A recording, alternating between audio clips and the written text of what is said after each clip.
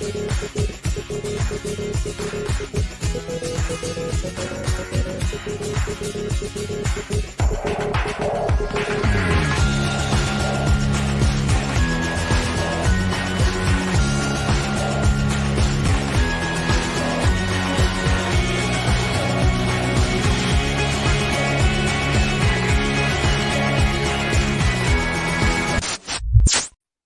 morning, everybody. Sorry we're a bit late. That's my fault. We're in school holiday mode in this house. Now, what a wonderful day it is to be a woman. And welcome to the News Agenda with me, Fleet Street Fox. And today I'm joined by Britain's longest serving political reporter, Nigel Nelson, who writes for both the Sunday Mirror and the Sunday People. Morning, Nigel. Thank you for joining us on your day off. Morning, Susie. All smart as well. Well, that's absolute dedication to the cause for you. Now, this is the People's pay-per-view, so get into the comments, ask us your questions. We'll do our best to answer them for you. Those of you listening later on podcast, you're just going to have to roar at the Germans instead. So what have we got today? Well, surprise, surprise, the Mirror has splashed on the amazing 2-1 victory last night of England's ladies football team over Germany in the European Championship finals, a feat so great that it is the nation's first major football win in, wait for it, 56 years. Now, Emma Toone and Chloe Kelly scored the winners, the last one in extra time. No penalties were needed. And here's a clip of what happened in the post-match press conference.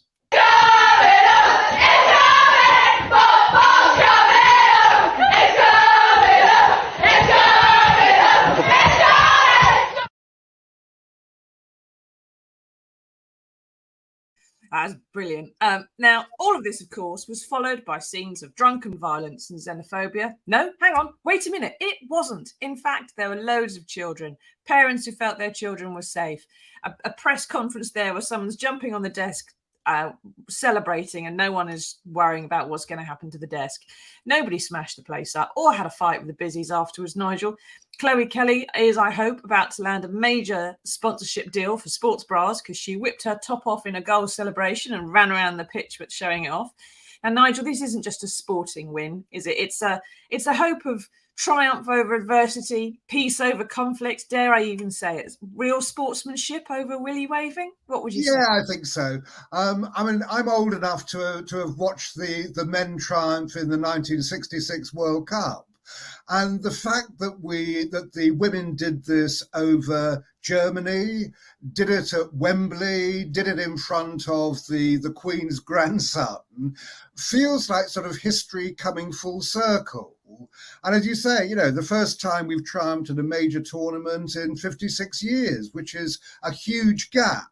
And obviously, this is going to be a major boost for women's football. And I think the most interesting thing there is that what you've just seen is how commercially viable it is. 20 million people watching on TV, a sellout Wembley Stadium. So in a sense that because football is such big business, you'll find an awful lot of money is going to go into the sport and absolutely revolutionise it.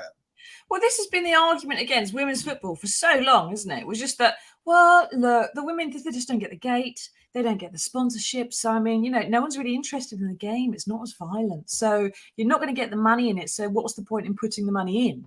And then, of course, in the past few years, we've had, since the Olympics, really, more money going into grassroots, more of this professionalisation of the women's game. And look what happens. The gate appears, 90,000 people at Wembley. Exactly, which shows it can be done. I mean, you know, looking back at 1966, the idea of women playing top-class football, it just never entered anyone's head. And that just shows how much has changed in more than half a century. But yes, you're absolutely right. That what we're going to see is that it is now going to be big business. A lot more money is going to come in. You'll find politicians getting on the back of it because politicians always love to be on the back of a success. And as a result of that, you'll find new policies there to encourage more girls to get into school sport, more girls getting into football.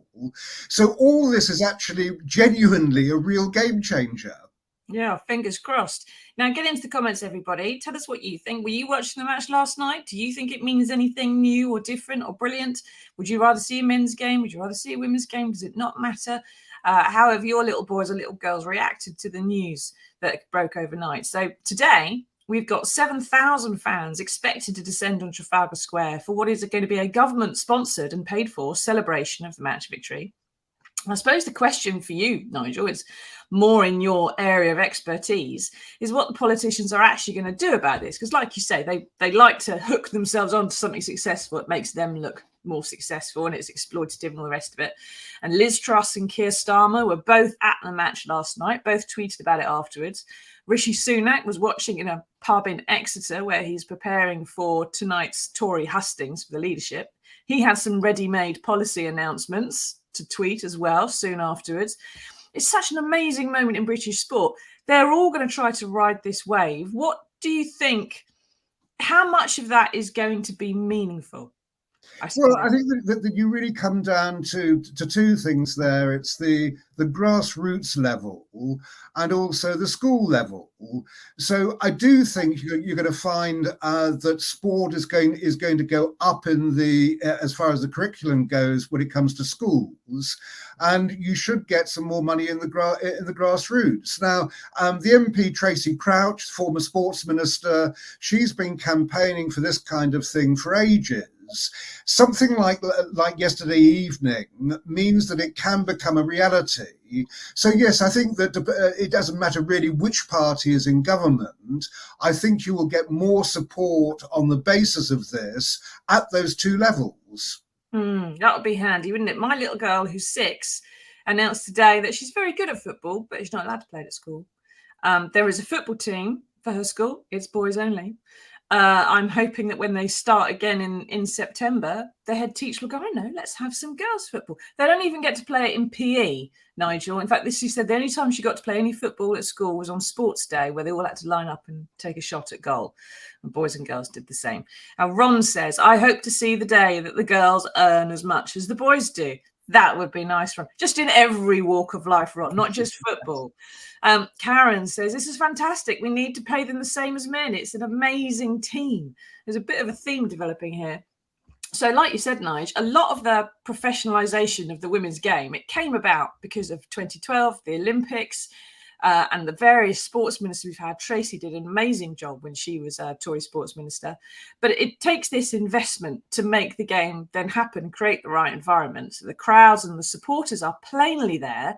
They will be in even greater numbers after this. I mean, you've said obviously they're going to have to do something about it, but do you think it's going to get to the point where women are going to start getting the same match bonuses as the men? Because I think the England women get about 20 grand for a match bonus, whereas the men, it's about $250,000. Well, again, that'll be a question of demand, won't it? And what we've seen is the women are demanding it, Nigel. But there's certainly an appetite for it. I was thinking, of course, of economic demand. What I do think is going to happen is that in a couple of years' time, your daughter will be playing football properly at school, because what you're talking about there is a complete change of attitude. The idea that girls don't play football, well, that's got out the window. So as a result, you'll find that schools will be changing, that it will start to happen. And yes, the question comes down to how much investment comes in from Whitehall to enable that to happen. When it comes to the money side of it, I'm sure that we are going to get to the stage where there will be equality in pay. But again, that's more a business kind of thing than something that the government can actually legislate for. So we have seen something that's changed everything because of yesterday. And certainly women now, I mean, you know, this England team is as famous now as any men's team and as much loved by the country. Exactly. But when you said earlier on, I keep asking before we go into the next bit. So get into the comments, everybody. Tell us what you think. Lorna says equal pay for women's football. Yeah, but you're a woman, Lorna, so you're obviously biased. There seems to be a lot of opinion that the women should be paid the same as the men. Get into the comments. Tell us what you think. Are your little girls playing football at school? Is mine an outlier? Do yours have the same problems? Let us know. And one of the things you said earlier on, Nigel, about how it was never expected that women shouldn't play football, and it was an odd thing that's got out the window. Well, my great grandmother has dialed in from beyond the grave, and she's informed me via Google that women's football of course, was very, very popular in this country in the early 20th century. So what happened was when men's football got cancelled because of the First World War, between 1914, 1920, about that time, they actually sort of started having women's football. And the purpose of it was to raise money for the war wounded, right? So that the wives and girls, we'll play a little bit of kickabout and we'll raise some money for charity for the men, right? And it got so popular that by 1921, you had 50,000 on the gate. And because the war was over by that point, the money that was being raised started to go towards things that the women thought were important. And because these were working class women, it was working class causes. And they were a little bit socialist, shall we say. And so people who were organising all this didn't like it very much. And in 1921, the Football Association, which had spent about 30 years complaining about women's football, the Football Association banned it. And they said it wasn't suitable for women. It wasn't the right thing that women should be doing. They said there was excessive costs, so implying that women took some of the money, and that it wasn't charitable enough. So women weren't nice enough with their money.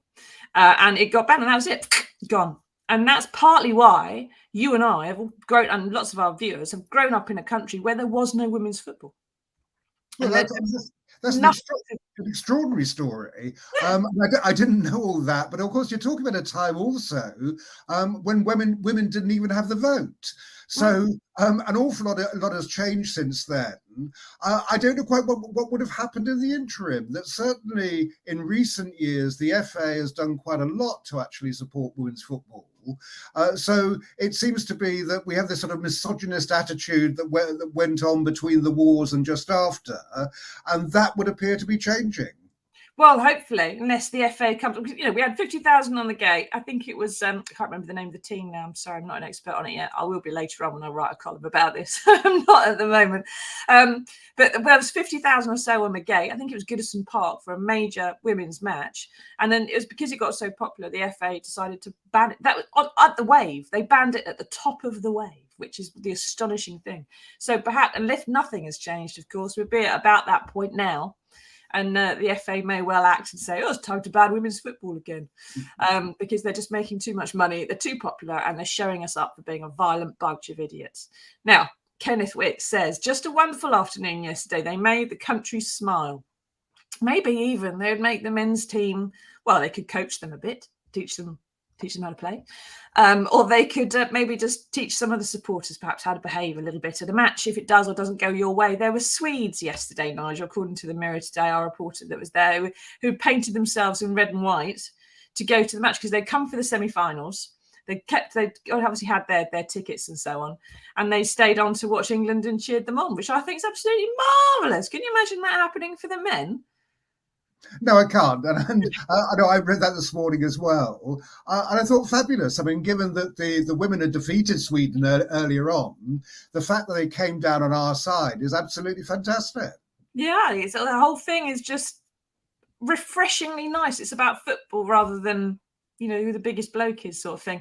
Now, Ron's back. He says the psychology starts way before school. Attitudes need to change. The idea that girls get dolls and the boys get toy guns is a thing of the past. Adopting a more open, balanced way of thinking is vital to giving young girls opportunities they believe are actually in reach. You're quite right, Ron. And it's not until really I had a daughter that I realised how much pink there was in the world and that it got thrown at young children. But I've done my best with her. But unfortunately, when she comes home from school and she's talking about who said she can't do this or she can do that, the teachers are all fine, right? Pretty much. It's the other boys and girls in her class that are, shall we say, less progressive than the adults are, and are saying to each other, you can't do that because you're a girl, or you have to do that because you're a boy. And it's the children that it seems to start with them somehow, or they've managed to absorb it, and we need to encourage them somehow. I don't know why. David says, well done to our Lionesses. You've done the country proud. They've done marvellously, haven't they? But we do need to move on to a couple of other stories. So I think what we need to talk about really is on page 6. So the Tory leadership battle has been relegated to page 6 because of the Lionesses, which was a blessing and a relief for all of us, probably, except you, Nigel. So you and all your Westminster bubble chums seem to have decided that Liz Truss here has this in the bag. She's slotted it home already. Rishi Sunak stuck in midfield, faking a knee injury or something, and going, and I can't go on anymore. Why do you think that? Why does it seem that Liz has won when the ballot papers have only landed on Tory membership doormats this morning? Yeah, I don't think it's me and my chums who are actually doing this. That there is a fair bit of polling evidence amongst the 160,000 Tory members who get a vote in this election that they are siding with Liz Truss. I think it's quite a simple one. Cost of living is the biggie. Liz Truss is promising instant tax cuts. I think that's incredibly reckless with inflation going at the rate it is at the moment. But then Rishi Sunak, who's now getting a bit desperate, seems to be going the same way and being even more reckless. So this morning he's promising that the basic rate income tax will drop to 16p by 2028.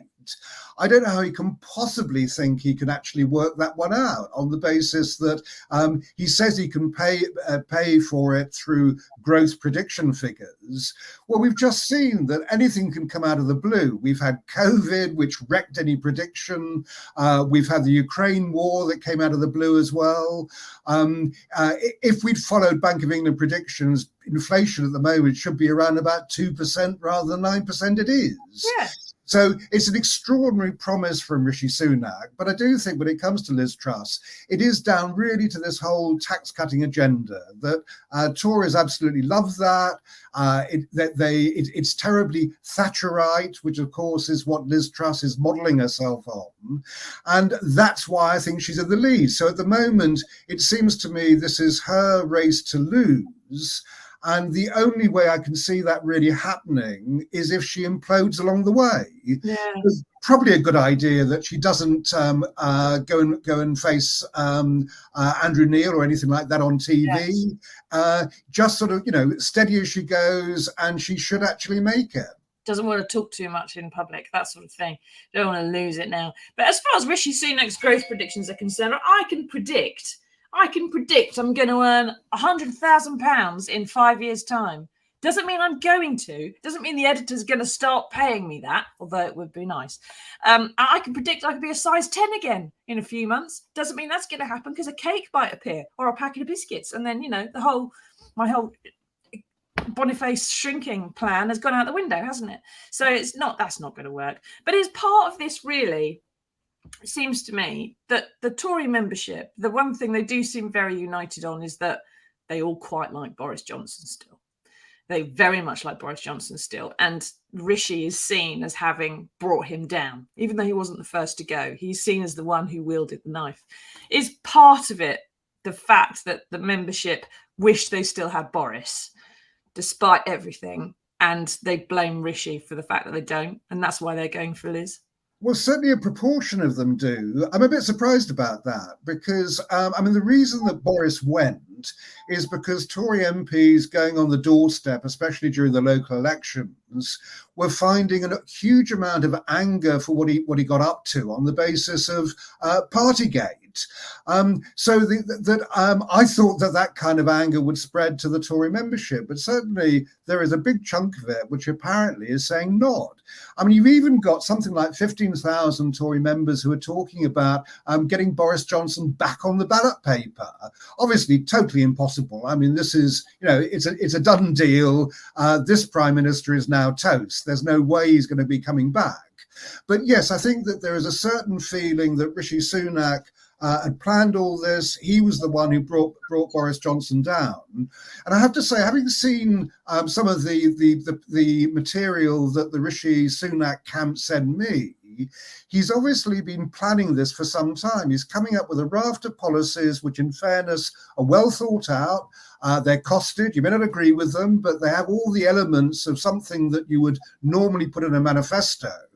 That means Rishi Sunak has been planning this at least for months, possibly even years, and had to have a team to actually do it. Oh. So the Tories are absolutely right. Rishi Sunak did actually plot to bring the Prime Minister down and was just waiting for the opportunity to do it. Could he just have taken some stuff off the desk when he left, though? You know, he had something that his guys in the Treasury were working for, and he's went, I'll have that on my way out the door. Like he's taking the stapler. I'll take a policy with me. Yeah, I'm sure he put a few in his briefcase as he walked out. Absolutely. But no, this goes further than that. I mean, the kind of stuff he's coming up with really is incredibly detailed. So the only way I can see that you can come up with that is if you've been working on it in secret for some time before that. And somewhere along the line, it'll be revealed eventually, but there was a team of people there working on Rishi's new policies. So the Tory members are absolutely right that this guy was plotting to stab the Prime Minister in the back. Not a good image from Nadine Dorries, by the way, to actually put that out, given what happened to David Amess. But certainly Rishi Sunak has been preparing for this for quite some time. Yeah, well, that was a reference, everybody, to the fact that Nadine Dorries, currently Culture Secretary, tweeted a picture of Rishi knifing Boris Johnson less than a year, I believe, since the knife attack that killed Tory MP David Amess. So not a brilliant move, especially from someone who's in charge of online safety. So we'll have to wait and see how she responds to that one. I expect it will be with belligerence like she does everything else. Now, thank you, Nigel, for explaining all that to us. We do need to move on to some good news that we found in the world. Even better than the Lionesses. There is something even better and more good than that to share with you. And here it is.